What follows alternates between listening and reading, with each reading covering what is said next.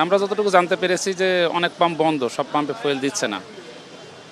অন্যান্য বাইকার ভাইদের মাধ্যমে বা বিভিন্ন গাড়ির ড্রাইভারদের মাধ্যমে শুনেছি।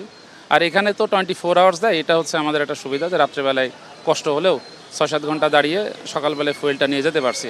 বাট অন্যান্য পাম্পে দেখা যাচ্ছে যে আমরা লম্বা সময় দাঁড়িয়ে থাকার পরেও লাস্ট সেশনে এসে বলছে যে আমাদের ফুয়েল শেষ হয়ে গেছে, আপনাদের ফুয়েল দেওয়া বন্ধ। তো এটা খুবই প্যাথেটিক আর কি, কারণ 4-5 ঘন্টা লাইনে দাঁড়িয়ে থেকে লাস্টে এসে যদি এই কথা বলে, এটা আসলে মানা যায় না।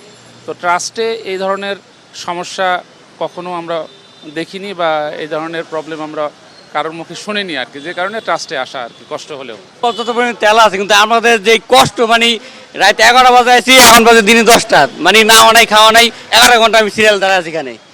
তেল মোটামুটি যাতে মানে ভালো চলে আর কি, 800 টাকা 1200 টাকা। আমার তো ফুয়েল পাস আছে, তো আমি 1200 টাকা তেল পাবো। তেল ঠিক আছে, কিন্তু যে কষ্টটা হইতেছে এটা তো ভাই অনেক কষ্ট। সারা রাত ঘুমাইতে পারিনি আমি।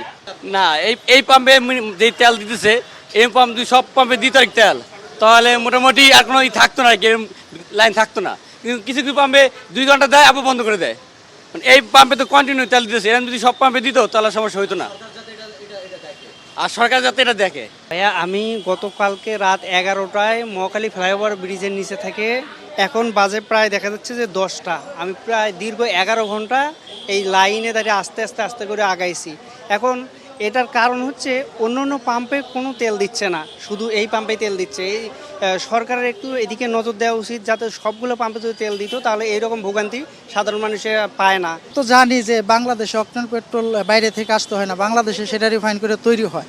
তারপরেও আমরা দেখছি, আমরা তো রাত্রে অনেক জায়গায় তেলের জন্য ঘুরি, কিছু কিছু পাম্পে তেল আসে, তেল আসার লগে লগে আনলোড হওয়ার সাথে সাথেই তাদের ভিআইপি কিছু গাড়িতে তেল দিয়ে দেয়, কিন্তু বাইক সিরিয়াল ধরে দাঁড়ায় থাকে, বাইকে তেল দেয় না।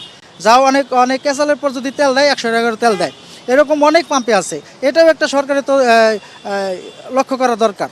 সরকার যদি সেদিকেও একটা পদক্ষেপ নেয়, তাহলে বাইকাররাও মনে করেন কিছু টাকার তেল পাইলেও একটা জীবিকা অর্জন করতে পারে। এটা আমি সরকারের কাছে বলবো যে নতুন সরকার উনি যদি ওনার তদারকিতে এগুলি একটু করতো, সমাধান করতো, তাহলে সব বাইকাররা তেল পাবে। তারপরেও কিছু কিছু আছে, অনেক বাইকাররা মনে করে কি যে তেল মজুত করে, কিন্তু বাইকাররা মনে করেন দিন বইরে থাইকে যদি তেলই নিবে 1000 টাকা, সেই তেল মজুত করবে কখন, আবার মনে করেন জীবিকা অর্জন করবে কখন? তো আমার মনে হয় যে এই সরকারের এইগুলির দিকে একটু লক্ষ্য করা দরকার।